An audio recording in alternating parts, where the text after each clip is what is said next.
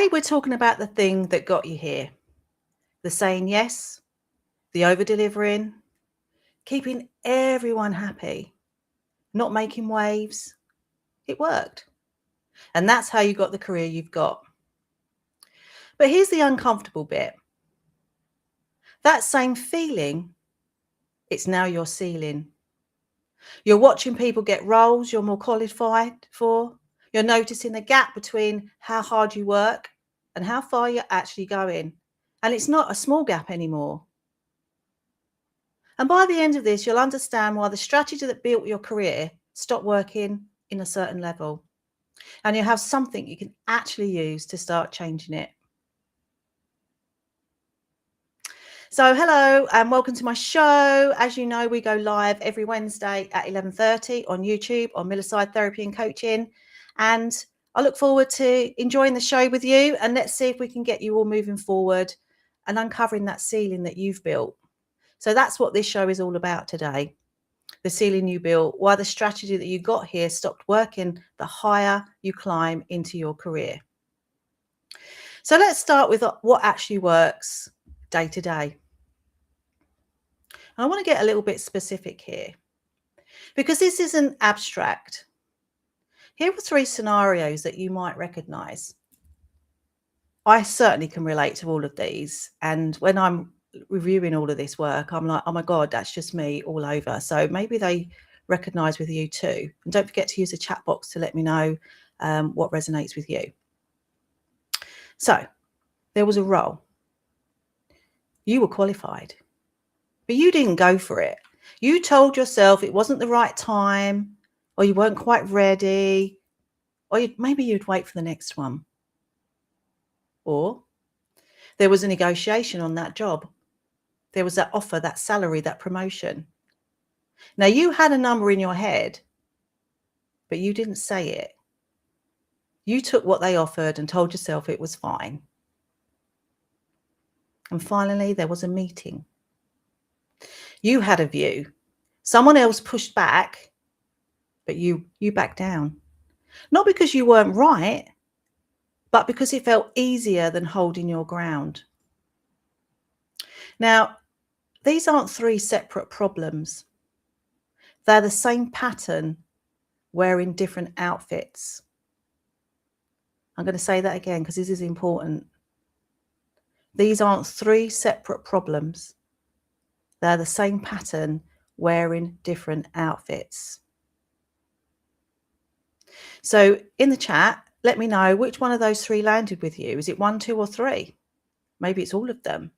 Let me know and we'll go through the chat later on as we get into this episode. So I will go back and check these. So please, throughout the show, come and join me.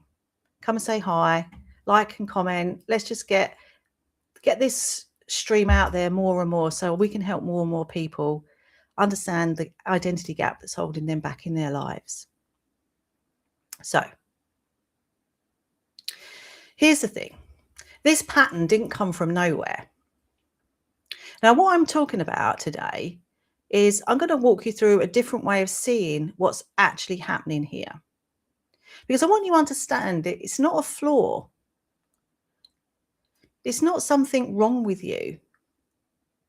And as a strategy that worked brilliantly for a long time, you're now hitting that limit, this glass ceiling limit that I like to refer to. And then I'm going to give you something that you can use, a way to catch this pattern in the moment and make a different choice, something you can run this week. And as you know, I always like to give you a little tool or strategy or technique in every episode. So please go back and watch any of the others and pick up anything that might be useful for you. But first, let's look at where this actually comes from. Where did it all start? Now, you'll hear me talking about this all the time, that this goes back to our childhood, to early on in our lives, right? You might have learned that maybe being good wasn't enough. You had to be good and you had to be easy to work with. You needed to be good and reliable. You needed to be good and no trouble. Now, this could stem back from many different things, but here are some examples. And a lot of these are taken from experiences from clients of mine, examples that come up time and time again. Now, one that come up quite often is someone who has a parent that's quite critical, and they never seem to be quite satisfied by what you do. So that might be, say you did an exam or a test at school and you come home excited because you got 95%, and all you heard was, why didn't you get 100%? Maybe it was a teacher, a boss, a culture that rewarded the people who delivered without complaint. Perhaps as a small child, you took on the role of the perfect one because you believed that was the only way to feel loved and feel supported. So you become that person. And that person is the one that says yes, the one who figures it out, the one who doesn't make waves. And here's the important bit. It wasn't a mistake. It was smart. It was adaptive. And it got you promoted. It got you noticed, and it got you into rooms you might not have otherwise got into. So this is what I see time and time again. Why has it stopped working? The game changes at senior level because things change. The gap widens, not just a little bit, but fundamentally. At a certain point, at a certain point, you need to hold position under pressure. You need to advocate for yourself in rooms where nobody's going to do it for you. And you need to say no to the good things so that you can say yes to the right things. And the person who says yes to everything, who keeps everyone happy, who doesn't push back, they can't do any of that. And here's what happens. That gap opens. You've seen someone who delivers. Brilliant managers love having those on the team, don't they? You know, the one that is always reliable, the one that just gets stuck in, the one that gets it done. But they're not necessarily the right one in that boardroom. Now, there's a huge difference between valued for your output and being respected for your judgment. And that difference matters enormously if you want to move up in that scale at work, in your life, in your career, in anything. Now, the people getting those senior roles, they're not working harder than you. They're not working smarter than you. They've just updated what good looks like at that level, and you haven't yet. So what's actually running? Now, this isn't a mindset problem, and this is what people try and tell you over and over again. This is something you can think it's not something you can think yourself out of, right? Why? Because there's an automatic reaction that kicks in before you've had time to think. The moment you could push back, something inside you says don't. And it's that moment when you could name that price, but something tightens in your chest and you hear yourself saying something smaller. You know, maybe you're advocating for £80,000 pay rise or new promotion, but you go, 70, that'd be fine. Because you just can't bring yourself to say that number. Now, that reaction was installed a long time ago. It's running in the background. And it's faster than your conscious mind. Now, the physical reaction held in your subconscious mind will react before the thought has even been thought. Again, let that land. Your physical reaction in the body that's stored is going to physically react before you've even thought about a situation. Now, I have spoken about this in one of my other shows, but everything we talk about in all these shows all leads back to what I talk about, the identity box, right? Where it's been created when we were just small children. Sometimes in the womb, Sometimes it very early doors of being born, but very much before about 7 or 8, we don't have logic, right? So we create all these beliefs about ourselves. I'm not good enough. I can only expect to be loved if I'm good. So you try to be a people pleaser, even at that young age, because you're trying to gain that love and affection. When we talk about that critical parent, perhaps, or caregiver, who whatever you did just wasn't enough. So that little version of you is like, well, how do I earn that love? So you keep trying to please more and more and more. But as we get older, that just becomes more difficult, right? You can't be in that mode when you're in a boardroom or trying to solve huge issues in a relationship. Because remember, this identity doesn't just impact your career, it impacts all aspects of your life, regardless. And one, I always like to kind of bring in some real life stuff here as well. But what comes up very, very often when I do deep dive sessions with my clients, I'm taking them back along their identity timeline. And very, very often, it's very common for someone to go back to a childhood scene at school. Now, I don't know if schools are better now than when, it was a long time ago that I went to school, right? But it was always very much, you stand in front of the class, you've got to read a story out of a book or something, and most people struggle with that because it's being exposed. And if you're that small child standing in front of the class and you fluff your lines, get it completely wrong, all you can see in front of you is a sea of faces laughing at you. And maybe the teacher's not that encouraging either, and they laugh as well or something like that. That feeling in your body is, oh my God, I feel sick. Oh, maybe your heart's racing. Maybe you've gone bright red, whatever it is, or maybe it's all of them, right? But that your brain now has associated that embarrassment, that frustration, maybe that anger, whatever feelings it evoked in that moment, it's now stored that in your filing cabinet, in your subconscious mind. So when an event happens, we attach a meaning to it. And that meaning might be, if I speak out, I'm going to get laughed at. If I stand in front of people, I'm just going to be embarrassed.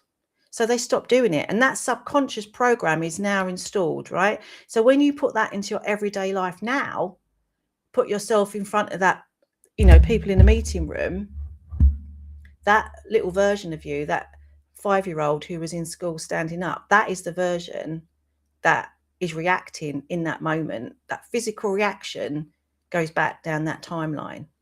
So it's about going and finding the root cause of why you behave like that. And that's when, I'm just going to remind you about my little tree analogy, right? What we need to do is get to the root cause of where all this is coming from. So these branches represent, if we use that boardroom example, this might be a branch where you just didn't have the confidence to speak up, or that, you wanted to speak your mind, but this little version of you come back down to the root of when you were 5. So don't speak your mind because they're all going to laugh at you. Yeah. So these branches are your imposter syndrome, your stress, your anxiety, all the behaviors and actions and habits that you're running in your everyday life are all being driven by these roots, which are beliefs, identities, subconscious programming. And if you think about the soil, where the grass is here in the middle there, that's surface level. So we can make surface level changes, but if you really want to go deep and make fundamental changes, you need to get to the root. Let's get rid of that. So always think about our lovely tree and the branches and the roots. So let me know in the chat, is any of this resonating with you? Are you recognizing any of these situations? And I definitely recognize many of those in myself, or the old version of me anyway. I mean, I still get them in the current version of me, but because I've done a lot of deep work, I know now that I know what to do when something comes up, and I can go and find it. But also, when I'm doing new things in life, like this show and putting myself forward to do new things, if I get that feeling of, oh God, that doesn't feel comfortable, I'm now dealing with more recent version of myself, not, Julie when she was 5 or Julie when she was 7. It's probably, there might still be stuff there because there's always things to uncover, but it could be a more recent version of myself that I need to address and push forward with. So, as I say, put in the chat any comments that you've got, and I promise I will read them and I'll come back to you whenever I can. And this all goes back to, we can, using that example in the classroom, right? We can know that that's the situation that's caused the problem that you've got, but that's not going to help fix it because that physical automatic override is still there. So that subconscious programming is just running on automation. We spoke about this before, about the analogy of tying your shoelaces. It takes a long time when you start doing it, but once you've got used to it, you're automatically doing it. We're breathing automatically. You clean your teeth automatically. You don't have to think about it. And these things, once we do it all the time, we learn by repetition, then all good things are great because those things are being learned and we're playing them out every day. But also remember, this is negative things that we're playing on repetition as well. And they're the ones that we need to be aware of and we need to make changes to. So I really hope this is making sense. I'm just going to have a sip of my cup of tea because my voice is a bit crackly.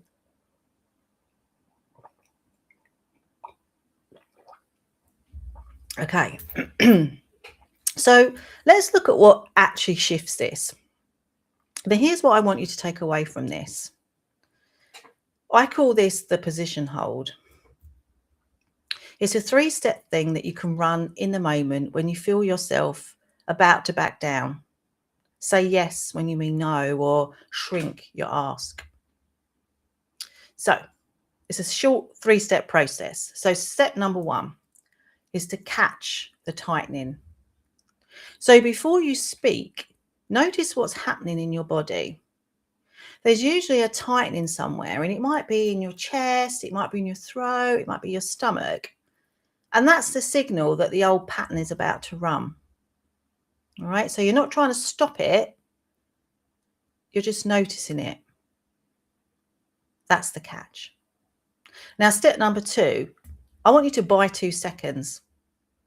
So don't respond immediately.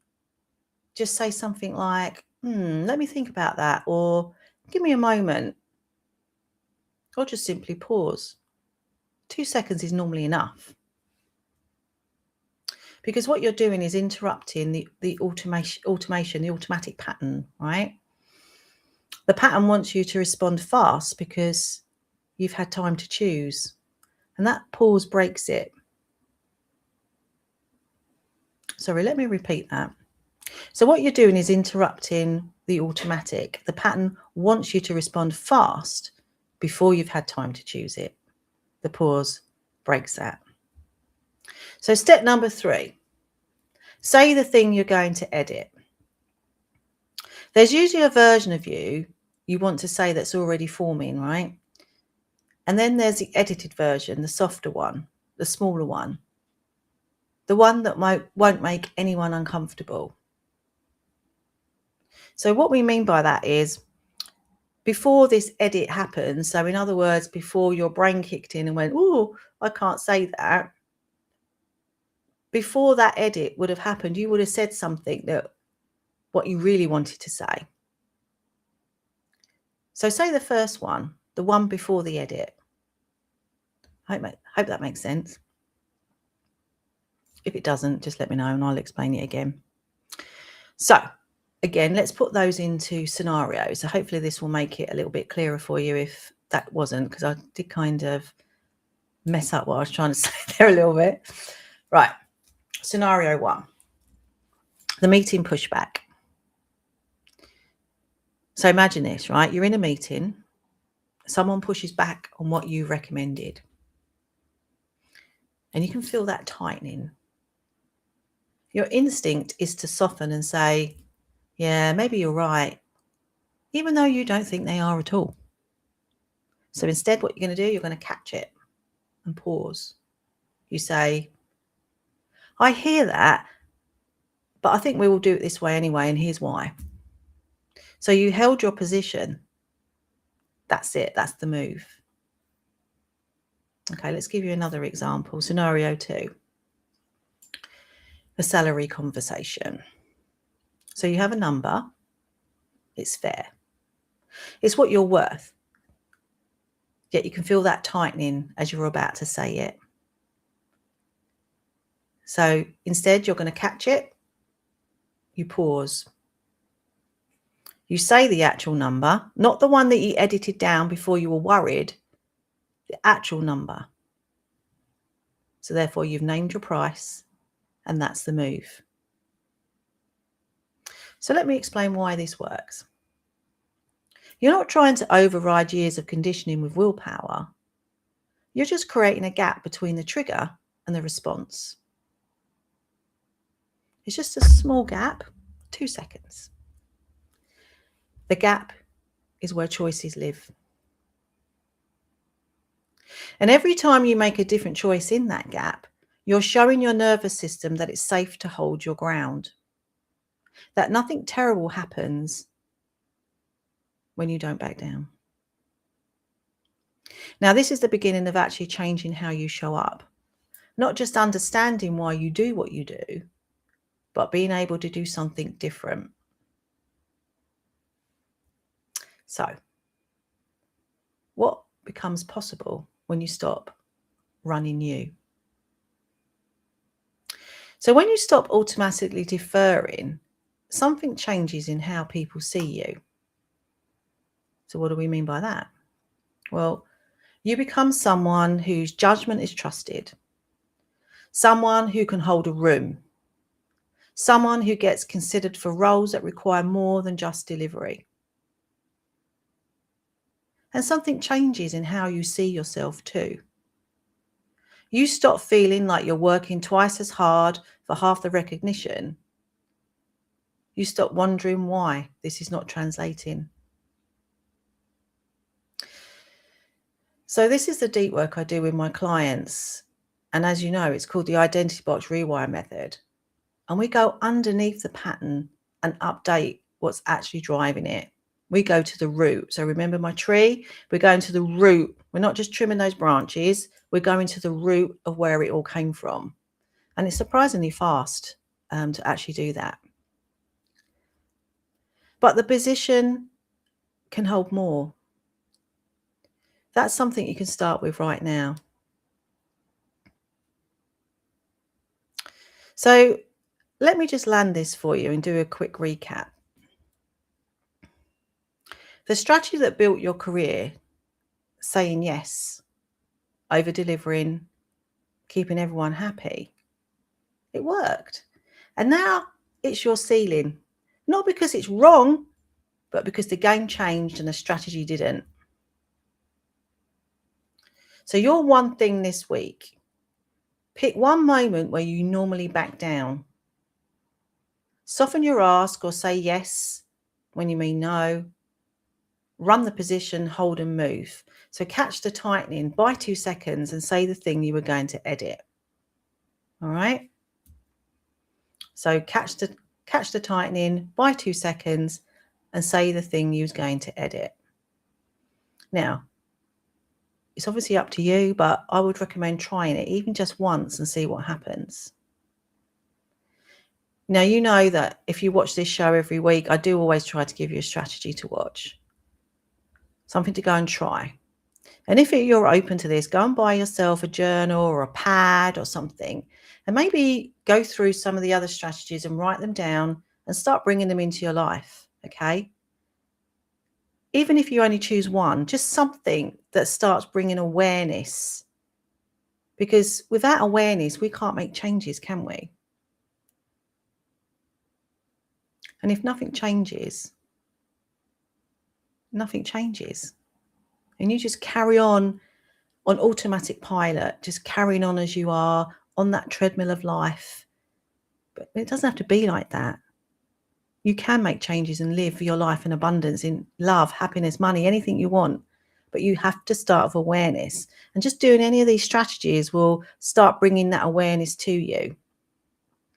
And then, like I say, Once you're aware, you can start noticing.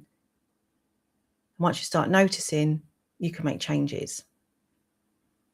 Now, if you've recognized yourself in this episode, if you've been that person who delivers without complaint, and you're starting to see the ceiling that creates it, and you're starting to maybe see a gap,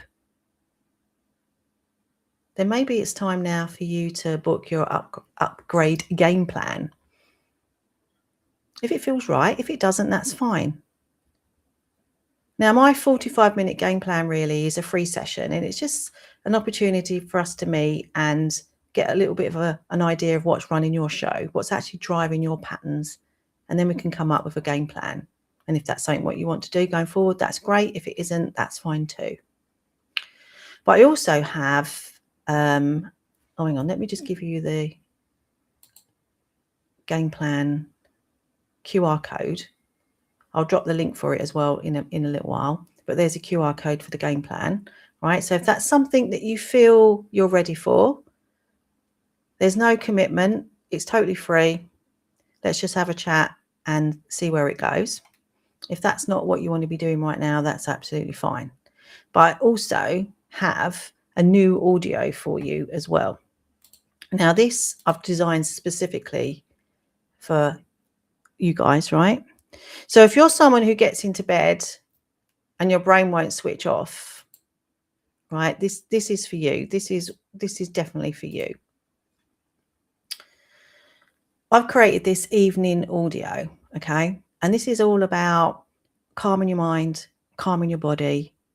And if you're anything like I used to be, I would go to bed and I couldn't sleep because all this stuff was being repeated in my head, you know, that 2 a.m. wake up call.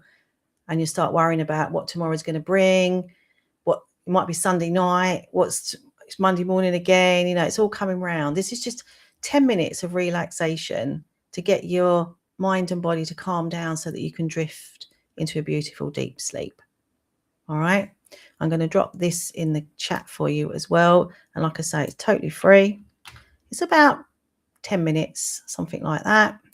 But something that I'd recommend you do every single night, at least for a week, and see if you notice a difference. There you go. That's in the chat.